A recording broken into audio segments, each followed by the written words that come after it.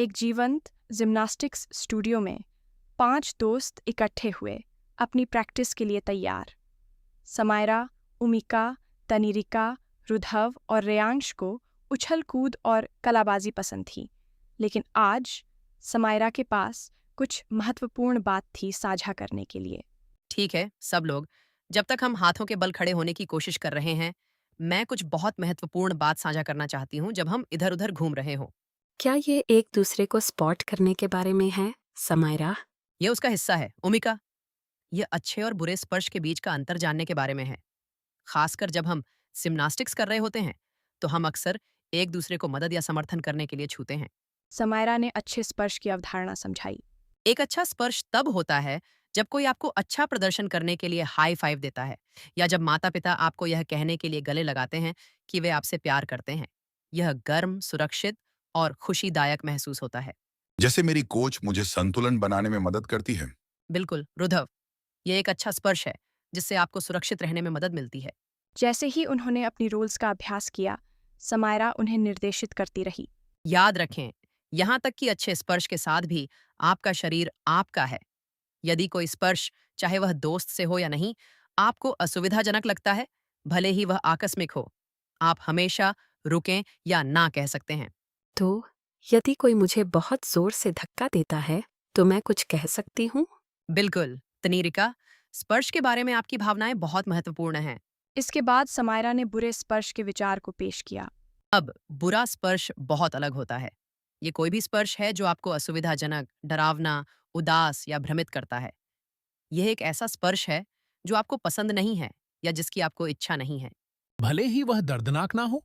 हाँ रेयांश, यह आवश्यक नहीं है कि वह चोट पहुंचाए, बस उसे गलत लगना चाहिए। समायरा ने एक महत्वपूर्ण बिंदु को जोर दिया। कोई भी, चाहे वह दोस्त हो या बड़ा, आपके शरीर को ऐसे तरीके से छूने का अधिकार नहीं है जो आपको बुरा महसूस कराए। आपका शरीर विशेष है और यह आपके लिए है।